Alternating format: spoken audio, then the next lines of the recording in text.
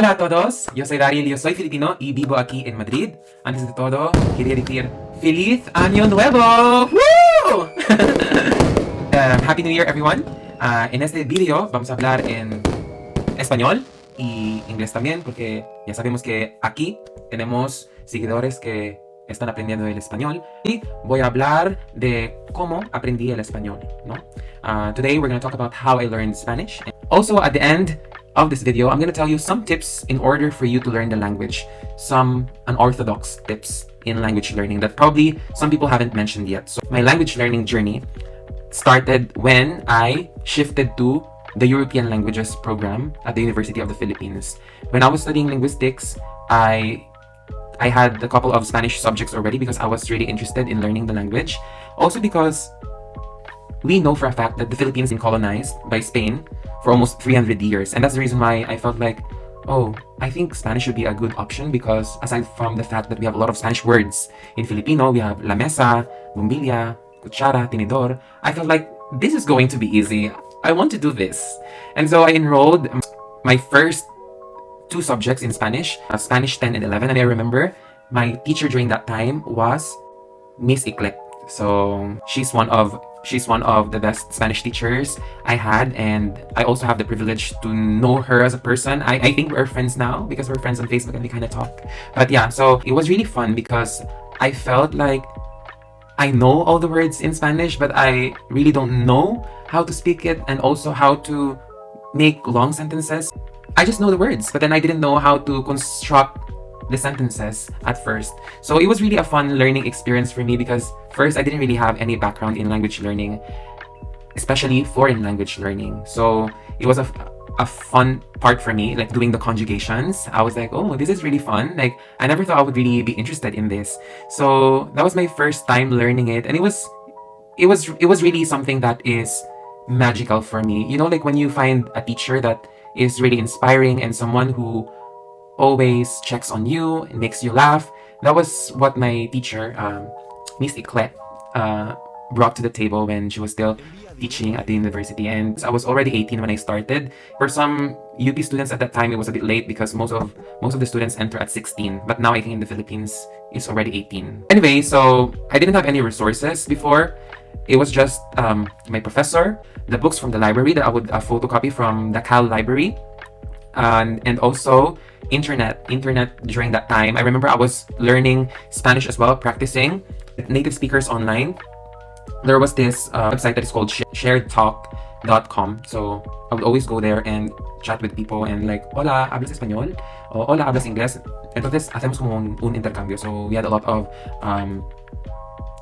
conversations using Skype. I believe that was Skype before. We did Skype and then also Messenger at one point. But yeah, I think it was mostly Skype and also using the platform with it, which is Shared Talk. So yeah, I was studying that, and also I remember I was learning Spanish with Profesora Ana, and then also later on Professor Ramos, and it was really fun. Like we had a lot of activities wherein we had to record a video of us speaking and also doing activities like dancing. It was so much fun, and I really enjoyed doing it because I felt like we didn't just study the grammar rules and also read, but also like use it in the best way that we can. Those were the things that I did at the university while I was learning the language. And what's interesting with my language learning journey in general is the fact that I know that I wasn't really good at it at the beginning because I also had my flaws, and I wasn't really good at listening because my ears weren't trained to listen to a lot of things in Spanish. But then as I go along, I just discovered ways in order for me to improve it. And one of the things that I would be able to share in order for you to learn Spanish better this 2023 is to use the language as often as possible. So how can you do that? So first, you can watch series. I believe in the Philippines, La Casa de Papel, Money Heist, and also Elite is really popular, so you can also do that. And then second would be, just my own personal take on this, is to watch national pageants in South America because they speak Spanish, and just know how they speak and try to pick up some words. And I think you don't have to get everything. If you're just starting out, you just have to listen and listen and listen. This is just how babies actually would learn the language. They don't discriminate the things that they hear. They just absorb everything like a sponge. And I think you can do that as well even if you are an adult. So we have the listening part, the beauty pageant, the series, and also listen to the music that you are interested in. So if you like pop, we have Aitana, Rosalia, reggaeton. They're kind of like pop to reggaeton and Bad Bunny.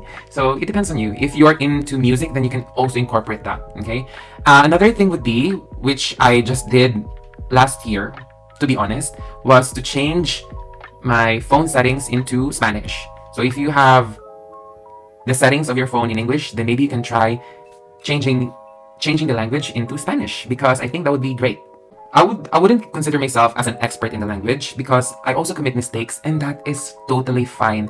I think as a learner of a language and a teacher, the most important thing is you're able to communicate. Not so much about knowing the perfect grammar and knowing the perfect vocabulary for each context.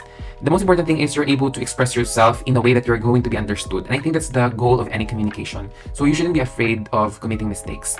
So if you are that person who's always thinking that, oh, this has to be perfect, you don't have to, because later on you're gonna realize that you're just wasting your time thinking too much.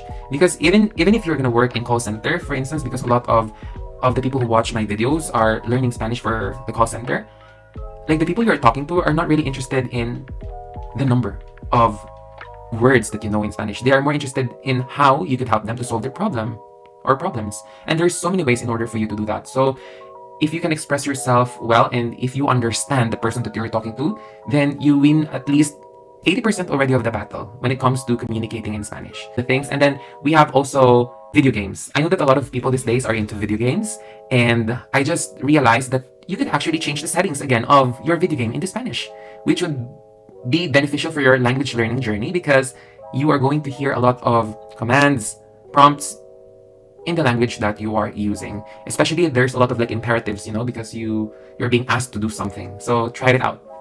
And lastly, learn Spanish using Tinder or Bumble, because why not? If you are in the country where the language is spoken, or probably you're paying premium, then I think through conversations with people and meeting them in person, that's actually one of the best ways to learn Spanish. And having, of course, a boyfriend or a girlfriend who speaks the language. So those are the things that probably are unorthodox ways of learning the language. So let me know your comments, and I wish that you learn the language this 2023, and I wish you all the best in your language learning journey.